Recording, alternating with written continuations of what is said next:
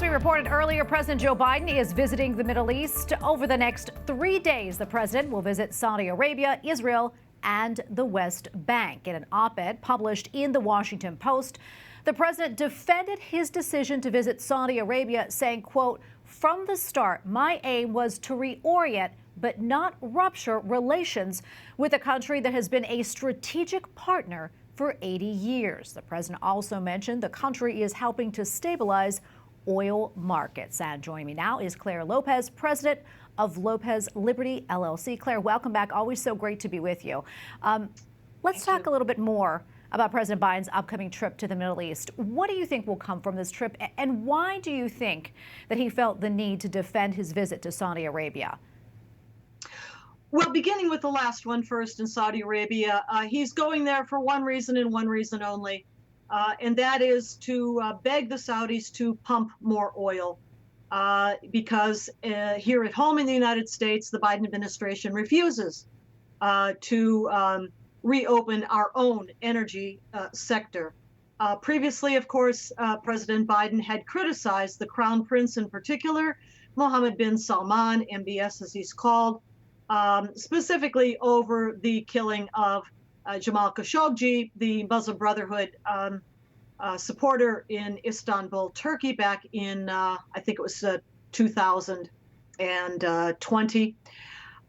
And so that will be a very important stop. I don't think there'll be much coming from Saudi Arabia, though, however, because as President Macron of France spoke into an open mic, apparently, at the G7 meeting not so long ago, the Saudis already are pumping at practically full capacity. They don't have much more capacity to be able to pump more. Yeah, and Claire, another thing I want to talk about is Iran. That country continues to strengthen its military capabilities by building ballistic missiles and stockpiling uranium. That said, Tehran says that its weapons are important for deterrence. I want to get your thoughts on that and what that could mean to the security of that region and also the world.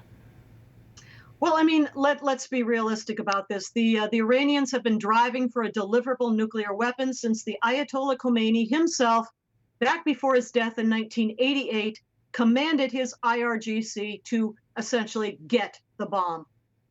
They have been working in clandestine areas off limits to IAEA inspections ever since. The Iranian opposition group, the National Council of Resistance of Iran, blew the lid off that clandestine program back in 2002 with public press conferences and satellite imagery. The Iranians have never stopped. They've been set back. They've been stymied in their quest for a deliverable nuclear weapon, but it remains their objective, and we should have no doubts about that. Neither a renewal of the nuclear deal, the JCPOA, or any other kind of abject appeasement will change that fact. I think Israel is fully aware of that. Of course, they're in the direct bullseye target of the Iranian regime, which chants death to Israel on a regular basis. Before we run out of time, Claire, I want to talk about the op-ed that you wrote discussing how the assassination of Japan's former Prime Minister Shinzo Abe could be considered prepping the battlefield for China to invade Taiwan. Tell us more about this and why you say that. Well, when I heard the news first at the end of last week about the assassination of Japanese former Prime Minister Shinzo Abe, it reminded me immediately of the assassination of Ahmed Shah Massoud, leader of the Northern Alliance in Afghanistan, just days before 9/11. Shah Massoud would have led the Afghan forces to join up with the American and NATO forces that Iran, of course, understood, knew immediately, Al-Qaeda and the Taliban too, would be coming to Afghanistan after 9/11.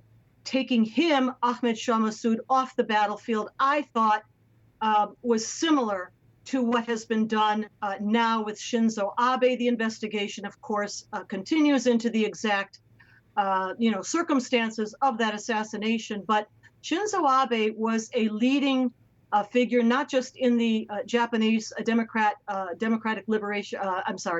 The Liberal Democratic Party of Japan, but he was also an outspoken leader of Japan in general and of the Southeast Asian region, where he continuously was warning about a Chinese threat, which is not just to Taiwan, but certainly according to the May 14th leaked audio tape of the leadership meeting that took place in Beijing that day, a threat against the entire presence of Japanese, American, and any other allied shipping in the South China Sea, which China intends to clear out. So he spoke openly despite warnings from the Chinese regime, and in my opinion, was taken off the scene in the same way that Ahmed Shah Massoud was, preparation of the battlefield, because he would have been a leader to rally the forces should Beijing launch that attack long anticipated against Taiwan. Well, Claire, so much more we can talk about. Unfortunately, we are out of time. Thank you as always for your insights. Always appreciated.